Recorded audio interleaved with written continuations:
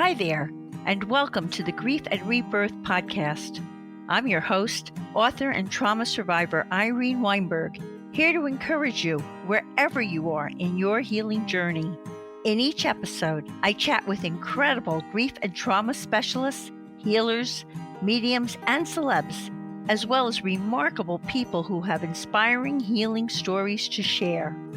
If you're looking for a podcast that's both uplifting and inspiring, you've found it. Let us help you find your joy in life.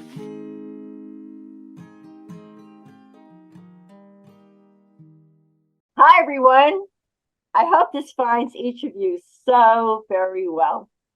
I'm speaking to you from my studio in West Orange, New Jersey, and I could not be more delighted to have the pleasure of interviewing Reverend Dr. Rosemary Calderolo, right, Rosemary? Yes, Caldarolo, who is an evidential medium, a trance medium, and a healing medium. Rosemary, who has a doctorate in adult education and works in nonprofit organizations on resource development, has served spiritualist churches throughout the United States and internationally. She is currently the General Secretary for the International Spiritualist Federation, and she is also an ordained minister for the National Spiritualist Association of Churches, known as NSAC. In addition, she works at the Institute of Noetic Sciences that endeavors to prove the reality of spiritual experience through science. And there's more. Rosemary is a member of the Morris Pratt Institute, which provides educational opportunities in modern American spiritualism, a member of the Lilydale Assembly, which is Western New York's home for mediumship and spiritual healing, and a graduate of the first class of the 2-year mediumship program at the Inner Spiritual Center, located in Fairfield, New Jersey. You can check out my illuminating, wonderful interview with Sharon Zubis, the director and co-founder of Inner Spiritual Center, wherever you get your Grief and Rebirth podcast episodes. And today, I'm looking forward to interviewing Rosemary, who lives in Maryland, about her focus on healing that first brought her to a spiritualist church, the difference between a spiritualist church and a traditional church, her experiences with trance mediumship, which I personally find fascinating, what she teaches about continuous life, and more for what is surely going to be an enlightening and fascinating interview with an absolutely lovely person. Hi, Rosemary. My heartfelt welcome to Grief and Rebirth podcast. Thank you. It's wonderful to be here with you. It's just so nice. First of all, what you do and the experiences you have are fascinating. And a lot of people don't know about some of the sophisticated things that you do and how people heal from them and all of that, and how you prepare to do this, especially trance mediumship. So I really want to get into that for people to understand it. So let's introduce the people to the young Rosemary, how this amazing person started to develop. So at a young age, you were intuitive and you seem to have access to information from those who had passed on. Could you give us some examples of how you were perceiving things through these early years, and if you thought you were crazy or how you were responding to it?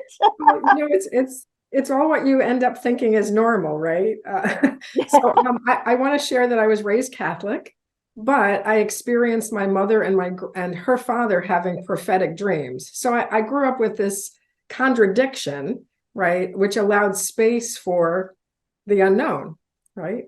And so I just, as you shared, I just seemed to know things. I had a sense of people. And one of the most vivid moments I remember from my early years when I realized there was something else happening was coming home. And just before I got to my house, I can still see it in my mind's eye, I was aware that my uncle had passed away. And then I just poo-pooed it, oh, that's crazy. Why would I think that? And when my mother got home later that day, she said that he had in fact passed. Right. And so like, okay, well, that must be a fluke, right? Because even as I shared about my mom and my grandfather, it was always like as an exception. It wasn't until as I shared with you, walked into a spiritualist church, did I realize that was really a way of being normal in the world and not an exception. But through the years, you had asked about healing. We all go through things, but my father died at a really young age. The older I get, the younger that seems to me. He was only 50. Wow. My mom was left with 3 teenage daughters. I was the youngest. And so there was a lot of trauma in our life, just about that grief. There were 5 of us in the household, and then almost overnight there was just me and my mother, because my 2 sisters were away at school after that. And so it was a different way of experiencing the world. I had some other things that happened to me that were very, very negative. And so I was always drawn to figuring out, what else is there? There must be something else. This was this big question in my mind, or I don't have to feel like this all the time. It feels like you were born a seeker. Like you had, a lot of people don't ask or don't. Yeah. Well, I joke. Yeah, I joke that was what makes me very annoying to some people, because I always have to know why. I'm always looking. And so I did see mediums. I did go to message circles, but I didn't have any context to understand that I was already a medium and that I could learn how to work with it and deepen the intuition into mediumship. I did become a Reiki master. And what I see now is that was a gateway for me, because it works with energy. And so as I worked with my energy, I became more intuitive and more mediumistic. Now, how did your Catholic relatives and all handle this other part of you that was emerging? Were they judgmental, or were they accepting? I think just because of my experiences growing up in a diverse environment in New York City, and just really wanting to be a person who is respectful of everyone, I just tried to meet people where they were. It's not what I lead with. And when I was ordained, I invited relatives, and one of my older cousins said to me, "Is that what this is? Because I've been like this my whole life, but because I was Catholic, I never pursued it." Wow. Because we were told it wasn't okay. So I learned more through the process as people decided, to share. And every now and then my mother, who, God bless her, is almost 97, will say to me, "Tell me about this religion of yours."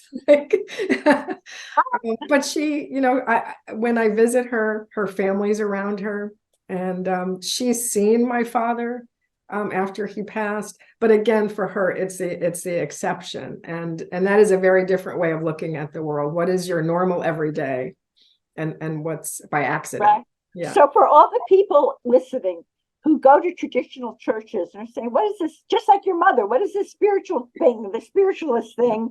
And I know you, and I know you, the focus is on healing, which is what attracted you to a spiritualist church. Yeah. Could you explain to everybody the difference and what that focus was that brought you in? I mean, it was very brave of you to kind of stand up against the conventions or the rules you'd been brought up with and do this, right? It was brave. Yeah, thank you. So I was a church shopper for a while. I was, as I said, raised Catholic, but then I left it behind. I tried being a Unitarian. I became a Methodist. I became a Congregationalist, and then nothing. But something inside of me was always seeking that connection with the sacred. And when I walked into a spiritualist church a few months before, a dear friend of mine and my daughters had passed away. And I literally had the sensation of her pushing me into this church. So how is it different? How is it? Wow. Right? Yeah, it was very, very powerful. And so as I sat there, I realized, okay, I'm not just quirky. There are other people like this. And I just started to try to learn more. Now, almost every religion on earth talks about life after death in some way. But spiritualism is the only religion that, as part of its services, practices that is a reality by sharing messages from people in spirit, loved ones who have gone before us. And it's about personal responsibility. There's no damnation. There's no vicarious atonement that we have to do. We're responsible for our lives and for evolving our souls, right? And understanding what spiritualism offers is that life is continuous. So yes, we're in the physical, and then our condition changes, but our identity continues, which means our purpose continues. We still want to learn things. We still want to check on family. We still want to impress good decisions on our younger folks, right? And relationships continue. I know that 49 years after he died, my father and I have a stronger relationship now than when I knew him here, because we communicate, and I have come to see how he has changed and grown in the world of spirit. Wait, stop, because people need to hear that. So you cross over, you transition, and you're still healing and growing on the other side. Absolutely, absolutely. And some of the messages that I've been blessed to hear through the work of trance mediums bringing spirit through share with us that some spirit people choose to remain at a certain vibrational level to help humanity, to continue teaching, to continue helping humanity find the way to evolve and grow as effectively as we can. Now, are they on the other side, or are they in bodies? No, in spirit. Yeah. And they're working with people. They're coming through with thoughts or different things that they're doing through a mediumistic connection that's deep. So the way I think of it in terms of, am I jumping ahead? Trance mediumship. So there's different levels of communication, right? Inspiration, we get this great idea, we don't know where it's from, and maybe it's from us, or maybe it's from one of our teachers standing next to us, and the equivalent of spiritual whispering, and we have this great idea.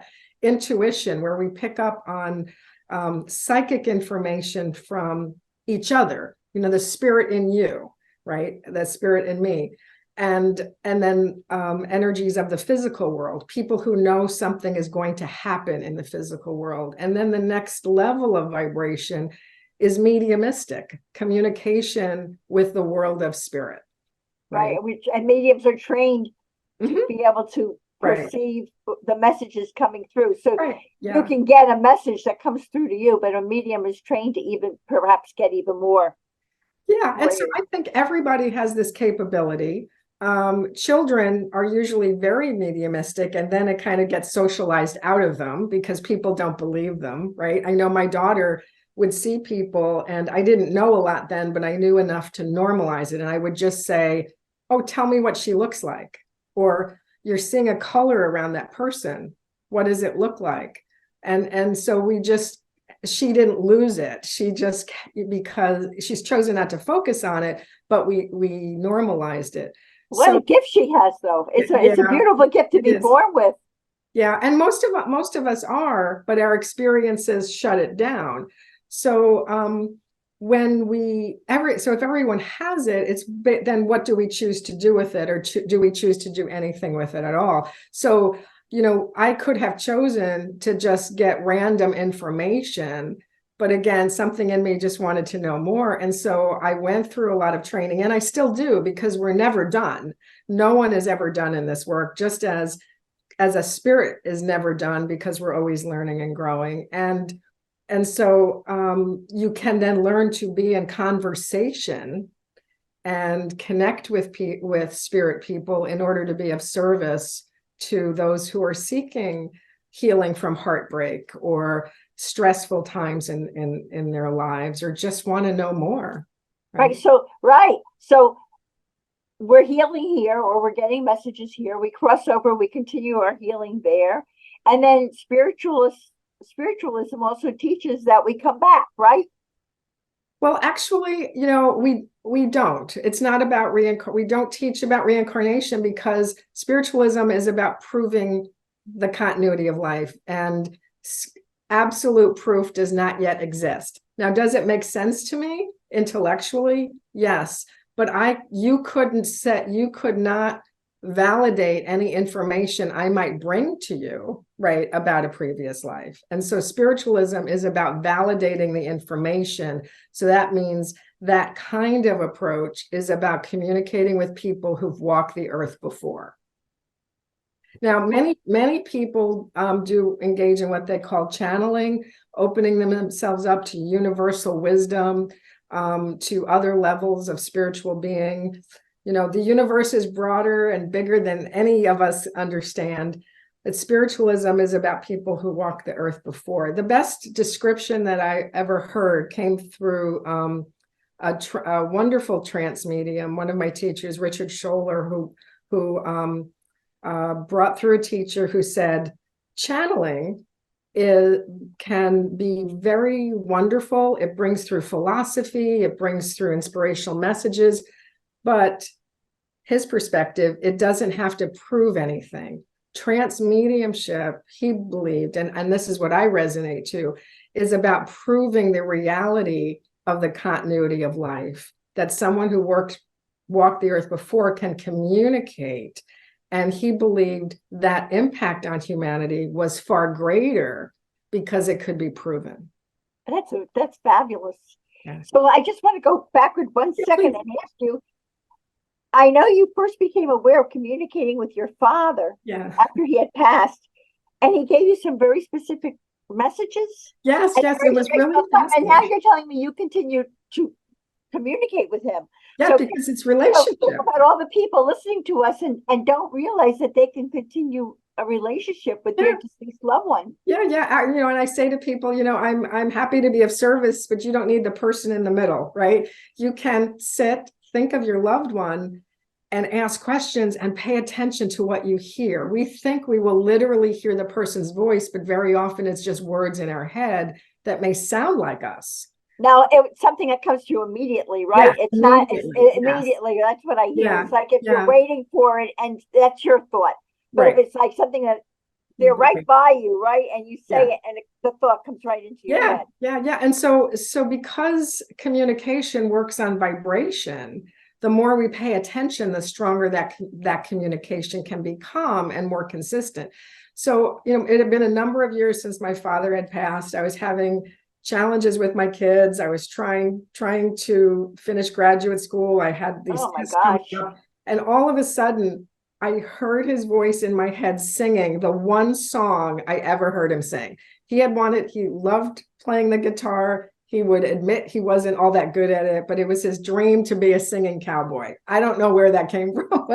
He had cowboy. Especially because you grew up in New York. Yeah, I know. And the song was, and you'll know how this could not be random because this is not a song you hardly ever hear on the radio. It was this song, "Hang Down Your Head, Tom Dooley." Oh, I remember that song very well. Right? Yeah, it's not one you hear anymore. And I heard him singing that, and I remember just stopping everything I was doing and questioning what is going on. And because I'd had these experiences, it was one of those moments where I moved from what I call belief to knowing. That I believed it was possible, but now I knew beyond a doubt that it was my father trying to encourage me to move forward in my life. That's fantastic. Yeah. And that helped you, absolutely. And now you just ask him a question, he comes right into your. Yeah, or sometimes he comes and I'll acknowledge him, and and that's the thing also that I think is important for people to understand is we have control through our intention. I know there's so much in the mainstream media today that can seem terrifying about working with spirit, right? But when we are clear that we are only communicating with the most positive of people, the highest vibration, nothing can harm us. And So we you have just say something like, if you want to communicate, you could say, I only want to hear from right, my right, husband. right, or only during this time. I have people who come to students who come to me and say, oh, I can't sleep through the night, Spirit's always talking to me. And I said, well, turn it off, right? And how do you do that? It's by telling Spirit, because they will only do what you allow. Please, this is when I work. You need to not contact me at night. So sometimes I have people say, I have a spirit person in my house. They're bothering me. They won't go away. What do I do? And I said, well, first tell me do you tell them to go away? Yes. I said, well, do you tell them to go away and then do something else? Or do you tell them to go away and then you keep watching to see what they're going to do? Because that's still a yes. That's still an invitation. And so that's different for us as humans, I think, to recognize that we have to work at being disciplined about our thoughts, because that's how we work with Spirit. It's through the mind link, one mind to another. Fascinating.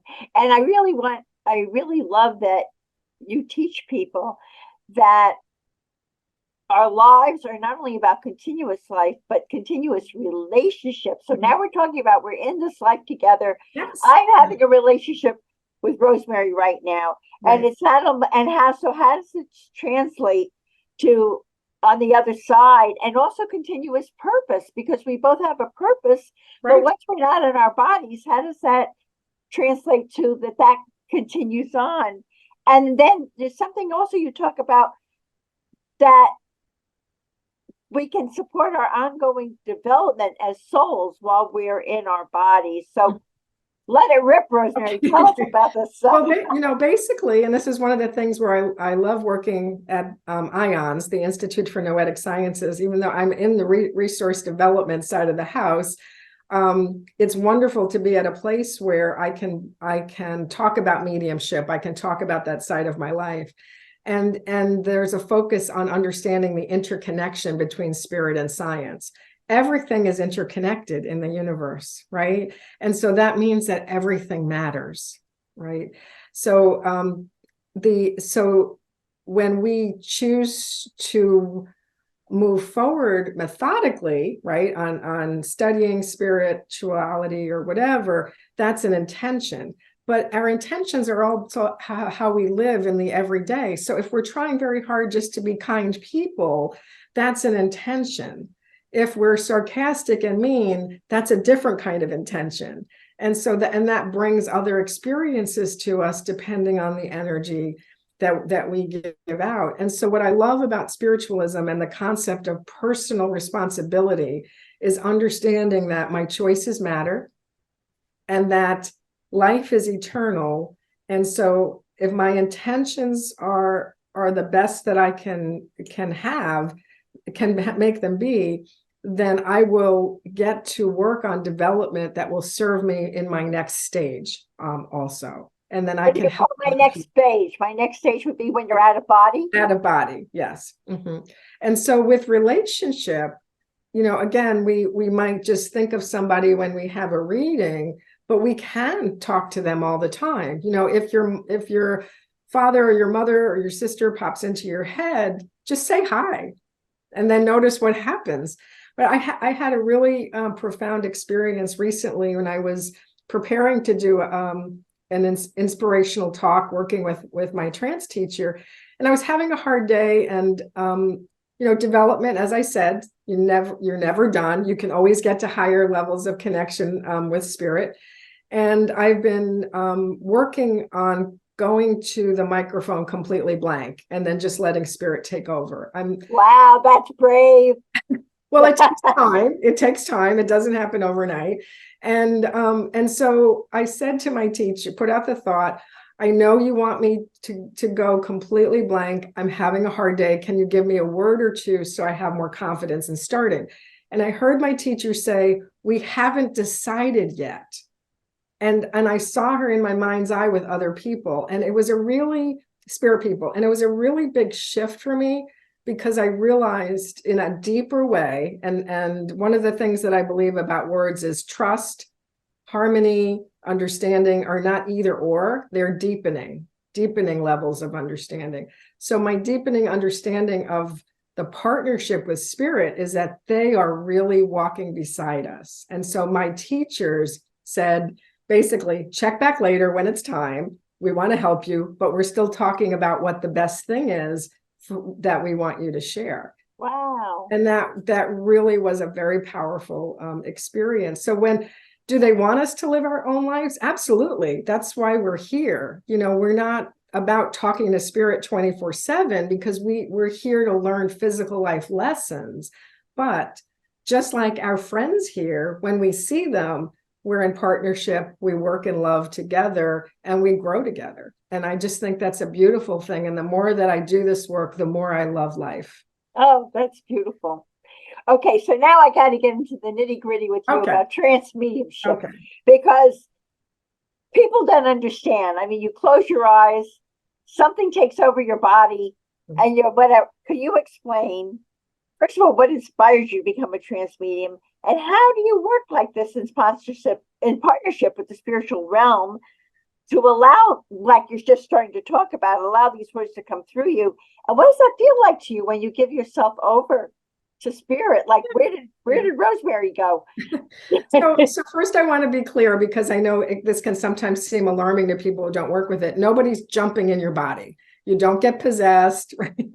No one can. Well, that's why I'm asking, because people have all these misconceptions, right? Yeah, absolutely. Nobody can do it without your permission. And so if you think about it in terms of a deepening of connection, so again, intuition is a feeling. Mediumship is active conversation with the spiritual realm. And when you deepen to trance state, it's all altered states, just differing altered states. Deep into a trance state, you can allow for spirit to speak for themselves rather than, I have your mother here and she's saying that. Right. So, and there are stages of that too, where I can be inspired by other people to speak, and times when I will speak as the person. And remembering that it's permission, I've agreed to work with this person. It's all through the central nervous system, right? So as the spiritual realm. Wait, explain that. The central, are we talking about the vagus nerve or through the? Through all of our central nervous system, all of our nervous system, where the spiritual realm will come close and they will impress through energy what we say, if they can control our voice, all of that. Just as if I'm giving a message to somebody, I might say, oh, I'm feeling a pain here. Your father's telling me he died of a heart attack, right? As mine would. And then I just put the thought to the person, I've got it. I don't take the pain away, because you don't have to carry that. But when spirits come in close to speak for themselves, my voice may literally change. My mannerisms may change. The type of words I use change, because I'm allowing for the spirit person to speak their own opinions, which I think we have to remember as spirit people, they have opinions too. It's not omnipotent words, right? That we have to listen to. And their personalities basically follow them onto the other side, right? Yeah. I mean, they're healing, so there may be changes, but basically, right? Who they are. Yeah, I recently spoke with my teacher speaking through me, and a woman came up to me afterwards and said, "Wait, your teacher speaking through you? That's your teacher from the other side?" My spirit teacher, yeah. Okay. And this woman came up to me and said, "I'm a little confused. You spoke so differently. Like, I've seen you present at a business session and teach, and this didn't seem to be like you." And then she paused and she went, I got it. That's what like, yes, that's what happens when you work with spirit, right? Right. But I really want to emphasize, it's not dangerous. No one takes you over. It's a cooperative partnership with someone in spirit. Now, how do you feel when someone is coming through you and your voice is changing? And are you consciously aware that this is happening, or you're playing pickleball somewhere else? Well, it's different, and development takes years, right? It does take years, depending on what you want to do with it and how you want to pursue it. So I've been sitting in a trance development circle with other people there for 7 years now. And I do just have a few thoughts I put out. I offer the spirit world permission. I invite them to come close, and I offer that I will go as far as you can take me. And so I'm usually aware of initially of some physical changes. I feel myself relax. I feel my breathing slow. And then I'm gradually aware of knowing less, right? And so I might hear a recurring word in my head, which earlier in my development, which was Spirit's way of saying, let's prime the pump, right? Because then if I say it, they know I've heard them. And then they can work with that in a deeper way, right? And what you're saying is fascinating, because it's taking the fright factor out of it. It's really it's not a mystery. It's an actual it's an actual. They're there and they're communicating with you, right? And so afterwards, I generally, I'm depending on how deep that I go, I might not remember anything. I might remember parts, or I might just remember a feeling. Right. When you are finished with a channeling, do you feel refreshed, or do you feel tired, or always refreshed and uplifted? Always, yes, because it's a higher vibration. So think about it again in terms of energy and physics. So when we connect with spirit, they're at a higher vibration. So we expand. You may have heard people talk about expanding their auric field, right? Mm-hmm. So then we become visible to spirit. The auric field is the vibration that we carry. But as we expand, it makes it easier for spirit to connect with us. And then when they step back from active connection, we gradually go back to a contraction, right, of how we live in the physical world. So over a period of hours, I might feel a little deflated and a little less energetic, because law of physics, expansion, contraction. And so the more you do this work, the less affected you are by that. And part of development, mediumistic development, is, one of my teachers calls it working with your mediumistic muscles, right? Because just as you would go to the gym to improve your biceps with the weights, as we work with spirit and you working with energy differently, we increase the strength of our energetic field, which increases our ability to hold that energy. And I believe contributes to the spirit world having a stronger presence on earth, which brings more love into the world. Bravo for that. Yes. Bravo for that. Don't we all need that? Is there a general message or lessons that you've learned about life in the world from the spirit people who come through you? Are there general tenets or rules or lessons that you've learned that you can pass along to us That's a great question. First, everybody has a unique journey. So I recognize that what has been answers for me may not be for everyone else. But I want to say the first thing that the healing happens is, for what I witness with other people as well as myself, is learning to love yourself, right? And acceptance, right? Because I remember early on in this process going through the, why me? How do I deserve to be this kind of person in the world? And you come to see that, well, why not, right? Because we all come from the divine source that created us. And we have, if we choose, the opportunity to serve in this way. So that healing of self-acceptance can be very powerful depending on the kinds of lives people have had or what messages we heard growing up, right? Absolutely. Yeah. And then understanding that we're not in this world alone, right? And that there is help if we choose to listen. Spirit has no judgment. They will wait as long, as it takes. So sometimes I imagine that when something finally clicks for me, there's spirit. My spirit team is saying, oh, thank goodness she finally got that. We worked so hard to tell her. Right? But I think, for anybody seeking spiritual awareness at any level, even just simply meditation, it puts us in communication with ourselves, which then offers us choices about where we may want to go. And for some of us, that's just stronger relationships with people around us. Again, bringing more love in the world. And isn't that a beautiful healing way? Absolutely. And do you have a tip for people who want to say, Rosemary, my brain is too busy for me to meditate? What are you talking about meditation?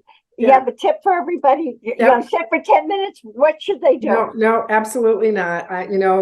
Meditation is not for everyone. And so find what works for you. If it's reading, if it's watching podcasts, if it's walking while you contemplate. I know for me, I can get into a meditative state when I exercise, right? Because it's slowing my brain down a little bit. And whatever works for each individual, their intention will show them the way, even if it's as simple as, I want to understand who I am in the world. And you'd be surprised when you set intentions, then what comes to you? Because spirit is waiting for us to ask. Free will is a powerful force. If we don't ask, sometimes spirit won't know that we need help. They need is so that they're not perceiving everything. You've really got to ask or that we want help, right? Right, so right. They of course they will see a struggle, but we have to request the help, right? And what you're saying is meditation is not a one size fits all. I mean, so many people say meditate, but you can meditate through other means. Absolutely. Than sitting down and trying to get something. Everybody's different. And I think on a spiritual journey, it's really important not to feel like we have to do something or that it's wrong if something that works for this person doesn't work for the other person. If you just look at all of the different offerings that are offered and are so sought after, clearly there are different ways to spiritual paths. Oh, that's great. And I really want to ask you you sort of touched on it, but you go into a trance, someone's introducing themselves to you, they're coming through. Have you ever had to protect yourself from a group of spirits with negative or evil intentions? I personally do not believe that evil can touch me, because I never enter the work without only inviting in positive vibrations. The only experience I've ever had that kind of is on the edge of that was not about me, but someone came through who was really angry. She had passed suddenly. She wasn't ready, and she was still healing and very angry. And I said to her, I'm not the right person for you to talk to. Please go find your mother, right? Or go find someone in spirit who's better suited to help you than me. And then my no was complete.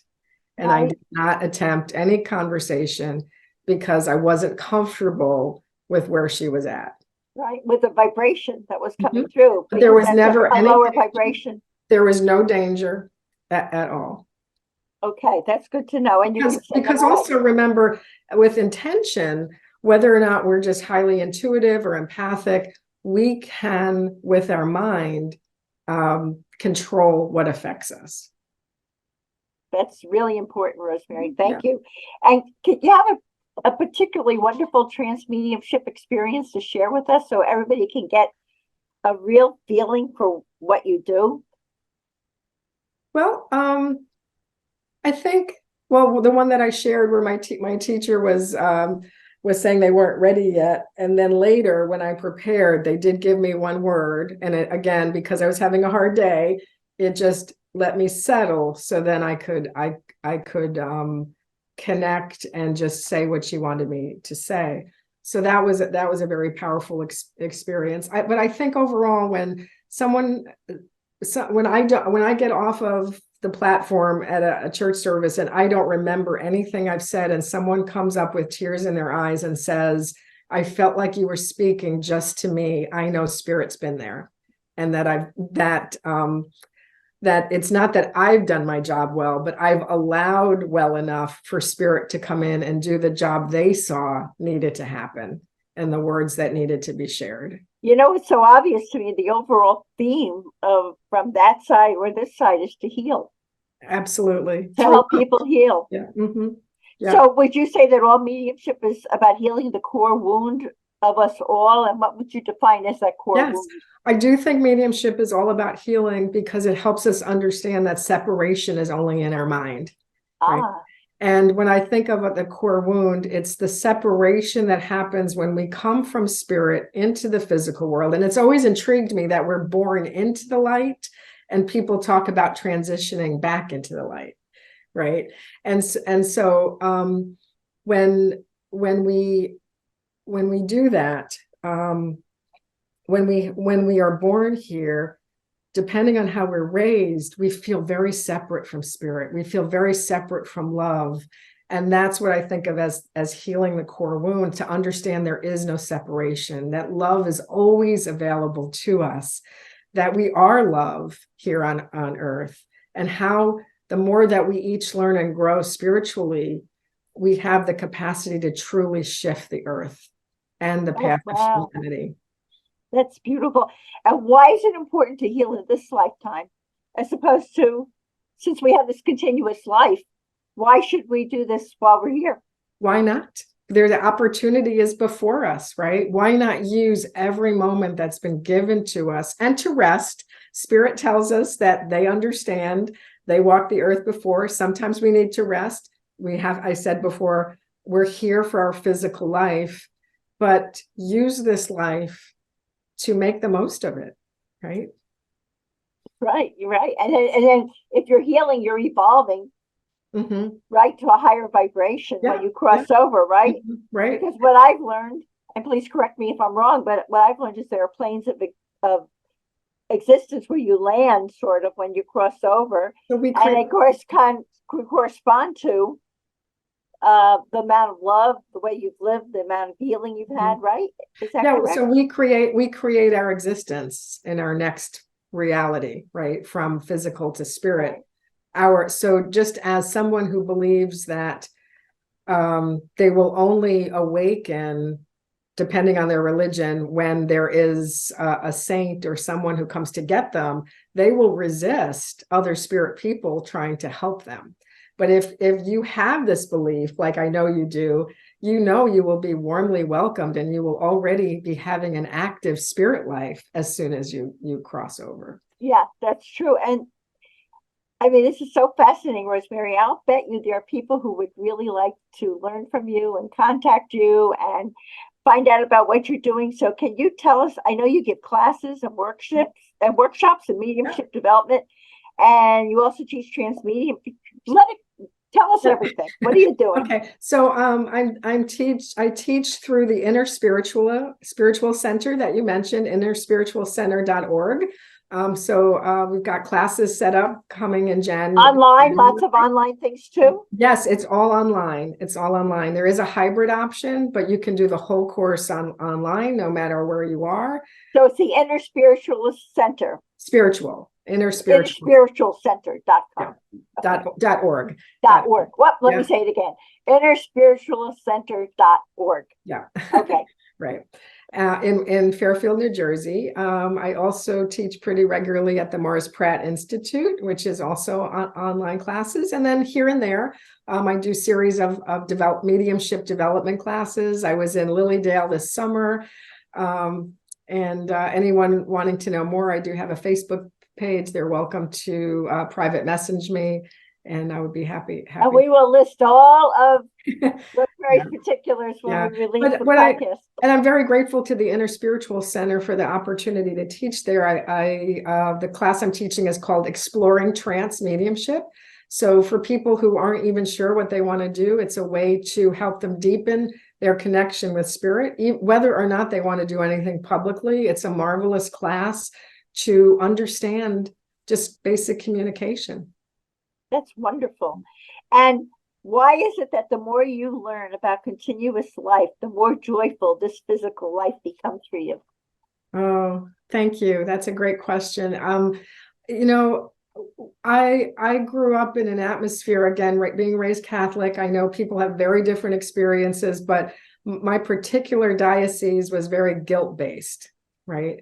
And so as I got away from that and learned other possibilities, now with spiritualism and working with spirit, I see it's all about what we're willing to do, right? And that anything is possible if we're willing to put the work in, understand that in some moments it's just we have work to do and it might be passing the baton to someone else. This is hard for humans to wrap our minds around because we all want to fix something or complete something. But the overriding point is we all have an important part to play. And so what I feel joyful about is the beauty of the larger plan that seems to be at work, that there is so much love and there is so much possibility for humanity. The more that I learn from the world of spirit, the more in awe I am at the sacredness of the opportunity, and that life should be embraced, even in all of our challenges. And we've all had hard things happen to us or very traumatic things, but it's possible to heal and to learn and grow with the right support. That's beautiful. That's beautiful.